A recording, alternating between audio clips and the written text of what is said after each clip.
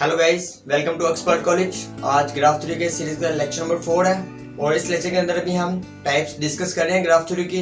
जो इस लेक्चर के अंदर हम टाइप्स डिस्कस करेंगे वो है फाइनाइट ग्राफ और इनफाइनाइट ग्राफ।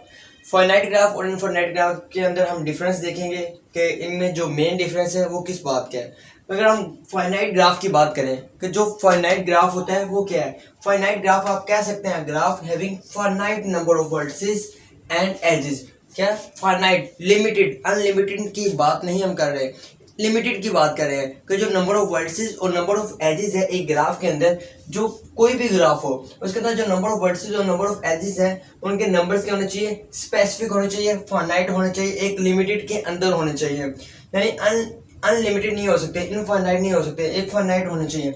अगर हम वर्टिसेस की बात करें इस ग्राफ के अंदर तो वो क्या है 9 है। और नंबर ऑफ एजेस की हम बात करें, काउंट कर लेते हैं 1 2 3 4 5 6 7 8 12। तो इस ग्राफ के अंदर नंबर ऑफ एजेस 12 है। तो 12 एजेस है और 9 क्या है वर्टिसेस, यानी इनफाइनाइट है। यानी हमें पता है कि इस ग्राफ के अंदर इतने नंबर ऑफ एजेस है, यूनिक है, मतलब लिमिटेड है। तो इतने नंबर ऑफ एजेस है, इतने नंबर ऑफ वर्टिसेस है, हमें आइडिया है। अगर हम इनफाइनाइट ग्राफ की बात करें तो इनफाइनाइट ग्राफ क्या होता है। इनफाइनाइट ग्राफ की बात करें तो a graph having infinite number of vertices and edges is called infinite graph. Infinite graph हम उस वक्त कहेंगे, ये तो फाइनाइट ग्राफ है ना। इनफाइनाइट ग्राफ कब होगा, जब हम इसके आगे भी और भी नंबर ऑफ वर्टिसेस और नंबर ऑफ एजेस क्या करें, कनेक्ट कर दें। तो देन ये क्या होगा, इनफाइनाइट ग्राफ बन जाएगा। इनफाइनाइट ग्राफ, लेकिन कंडीशन है, कंडीशन ये कि नंबर ऑफ वर्टिसेस आगे होने चाहिए। अगर नंबर ऑफ वर्टिसेस आगे है ही नहीं है तो फिर हम एजेस तो ये यूज नहीं करेंगे, क्योंकि हम एजेस एक पॉइंट डिस्कस कर लेते हैं उससे पहले कि एजेस, क्या ये ग्राफ है, एक एज है, क्या ये ग्राफ हो सकता है? आप बताएं। ये ग्राफ नहीं हो सकता। क्यों?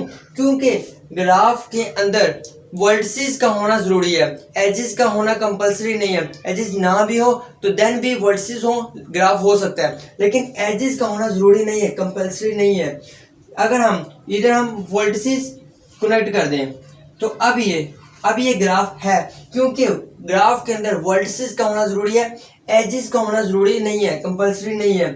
तो इस ग्राफ के अंदर आगे नंबर ऑफ जो वर्टिसेस है वो हमें आइडिया नहीं है कि कितने हो सकते हैं। इस ग्राफ के आगे चारों तरफ वर्टिसेस हो सकते हैं और उनके साथ एजेस भी कनेक्ट हो सकते हैं। तो ये कौन सा ग्राफ होगा, ये होगा इनफाइनाइट ग्राफ। वो ग्राफ जिसके अंदर हमें आइडिया नहीं कि जो नंबर ऑफ वर्टिसेस और नंबर ऑफ एजेस है वो कितने हैं, अनलिमिटेड है, इनफाइनाइट है। यानी हमें आइडिया ही नहीं है कि आगे कितने नंबर ऑफ वर्टिसेस और कितने नंबर ऑफ एजेस हो सकते हैं। अगर हम बात करें कि अगर जो एज है वो क्या है, ग्राफ नहीं हो सकता सिंपल एज हो तो, यानी एज किसके ऊपर डिपेंड कर रहा है, एज डिपेंड कर रहा है वर्टिसेस के ऊपर। अगर वर्टिसेस एग्जिस्ट करते हैं तो देन क्या है, एज एग्जिस्ट करेगा या नहीं करेगा वो कंडीशंस के ऊपर है। लेकिन अगर दो वर्टिसेस एग्जिस्ट कर रहे हैं तो देन एज एग्जिस्ट करेगा। वो आगे टाइप्स और भी है, कुछ टाइप्स में हम एज दो वर्टिसेस हो और एज ना भी हो तो देन भी वो ग्राफ होता है। तो लेकिन इस कंडीशंस में ये ग्राफ है, लेकिन एक एज हो तो वो ग्राफ नहीं होगा। अगर वर्टिसेस एग्जिस्ट नहीं करते तो देन वो ग्राफ नहीं होगा, सिर्फ एजेस हो तो इस लेक्चर में सिर्फ इतना ही था। उम्मीद करता हूँ कि आज का लेक्चर आपको पसंद आया होगा। मिलते हैं नेक्स्ट लेक्चर में। रखिएगा अपना बहुत सारा ख्याल। अल्लाह हाफिज।